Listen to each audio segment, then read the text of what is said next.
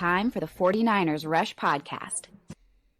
All right, we are to number 80 on the 2023 49ers roster countdown, and I've got to let you know this is a big jump. Going from 81 to 80 doesn't seem like a big deal, but again, the process, all 5 executive producers ranked 1 through 90. We add up each one of those in a cumulative score. Ronald Awatt, running back from UTEP. He come in with a 319 score. Lower the score, the better. Our previous, number 81, 393. So you're seeing a dramatic drop in rankings. How much of that has to do with the coveted undrafted free agent running back role that Shanahans have always loved, daddy and son Kyle alike? Ronald Awatt's a fun player, and you dive in. You're born out of the States. He's from Nigeria. Moves to Texas, Lubbock, Texas, which if you've ever been there, yikes. Goes to El Paso, University of Texas, El Paso, and just fun kid. Leadership, hard work, determination, that's what this guy is. He's going to be wearing jersey number 35. I like that number, 6 foot 205. So you're talking about somebody that's a bigger type back. We've got a lot of shorter running backs on this roster. He is 25 years old, spent all 6 years with the COVID exemption, had an injury year at UTEP in college. And so you're getting somebody that's more experienced with a lot of playing time, that's kind of been through a lot to get to where he is. He's undrafted. He's got to claw his way up. Now, if you look at some of his measurables, he ran 6'3", 205, ran a 4.56 40. That's perfect for a running back. 1.58 10-yard split. Burst is great. 7.223 cone. Not shifty. That's not his game. And I'll read some quotes from you here in a little while. He'll tell you he's a one-cut runner. He gets downhill, and he's aggressive. A very aggressive play style, which matches not only his height and weight, but also his speed. Like, he plays to his strengths with what he is built to do. 35-inch vertical, 16 reps on the bench press. That's pretty good for a running back. So he's a strong guy, well built. Now, he went to high school at Walforth, Texas, the Tigers, just outside of Lubbock, which is Friendship High School is what it's called. Now, while he was there, transition, played all over the ball. Like, he started as a safety. Then they noticed his physicality, so they moved him to linebacker to running back. Played all over the place. And if you just kind of look at what he was able to accomplish, started 3 years on the varsity football team. That's not a joke football team, by the way. It's a solid football program. He was named the 2015 6A All-District Player of the Year. That's 6A football in Texas. He's a baller now. 2015, he was honorable mention all-state. 2014, all-district first team. 2013, all-district second team. This dude put on tape. He put on tape. And again, you kind of look at his compiled stats at the high school level, 1,700 rushing yards over that. But again, remember, he didn't transition to running back till a little later in his high school career. Only had 277 carries, 1,800 all-purpose yards, 12 touchdowns in his last 2 seasons there. And in his final year, 1,500 all-purpose yards, 9 touchdowns. I mean, he was all over the place.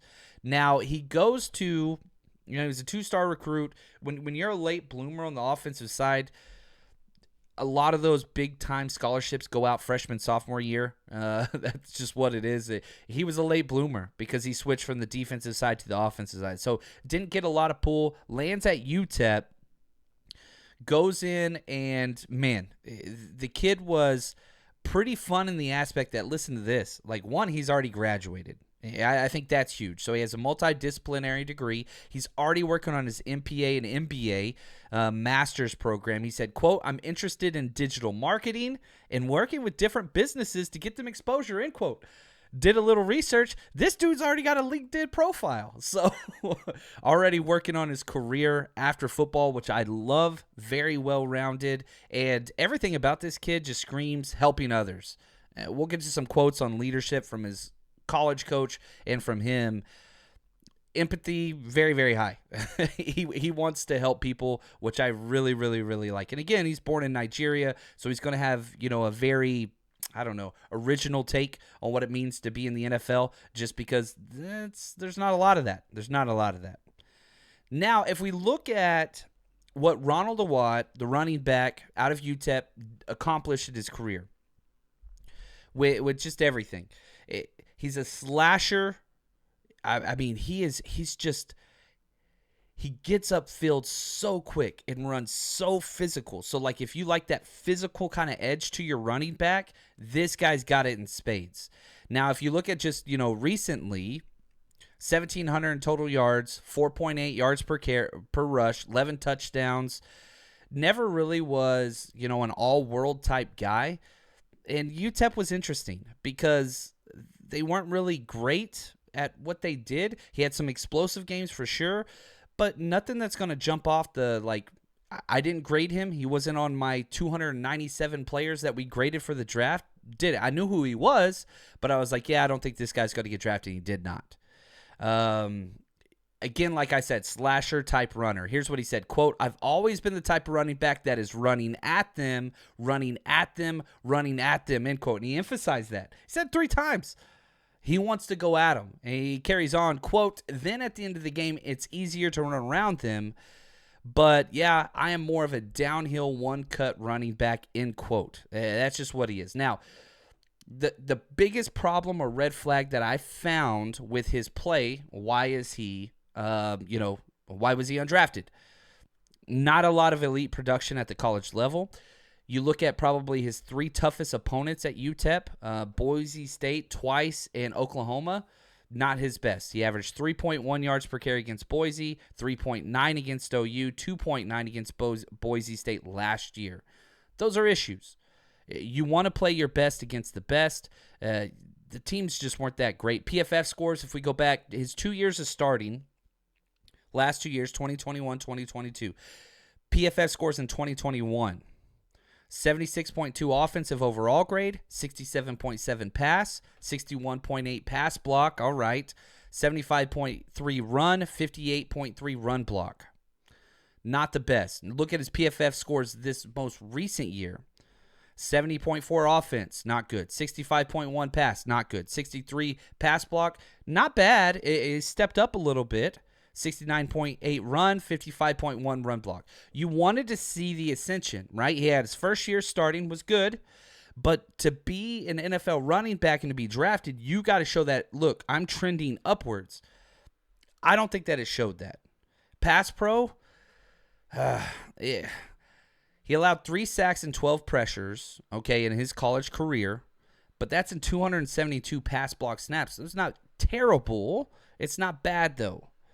Now, he got injured in 2019. I could not find anywhere what this injury was. It was so weird, undisclosed. Props to the UTEP department for keeping on the wraps what this injury was. But whatever, that's 4 years ago now, right? He said, quote, "When I was hurt in 2019, he gave me the opportunity to learn the offense better and improve on pass protection," end quote. So took his time, didn't feel sorry for himself, did what he had to do, came back out after that, took a starting job. So again, what am I looking for as I dive into these players? I'm looking for determination, will, character, because this guy's going to have to fight. He's number 80. You only keep 53. I do not have him making this roster, and neither do our executive producers. However, he's got traits that make it to where he belongs somewhere. His elusiveness. 75 missed tackles forced on 369 attempts. That's 1 missed tackle for every 4.92 carries. Dude gets after it. He plays hard as hell. He averaged for his career 3.12 yards after contact per carry. This dude's creating on his own, not on a good football team, not on a great offense, just work, and created on his own. 3.1 yards after contact's great. You pair him up with a really good offensive line, who knows? Because you could talk about the difference in playing for UTEP and playing for the 49ers and the competition you're going against, but he hasn't played with good, not one person on the UTEP team made it to the pros but him. Not one player was drafted, not one undrafted free agent. He's by himself. So we'll see. He hasn't been surrounded with things to be successful. Now, if we look at what his head coach said, this is UTEP, University of Texas, El Paso. Dana Dimmel said, quote, Ronnie is very experienced. He brings veteran leadership to not only running backs, but the entire team. He's played on both sides of the ball, so he's got a lot of experience, and he's been here since 2016, end quote. So you got the positive leadership, right? Academics, he's already graduated, working on his master's, check. He's got a lot of that. And when he was asked, what his role on the team is, he said, quote, this is straight from Ronald Awatt. Everybody calls him Ronnie, I guess, apparently. Quote, I like bringing my teammates up, even in practice. Being able to pick up people, I'm not necessarily calling them out, I'm just picking them up. I know they're better than that. I like helping everybody mentally, end quote.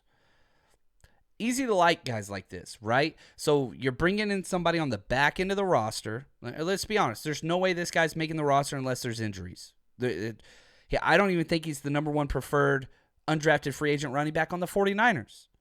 That does not mean that he doesn't have a shot.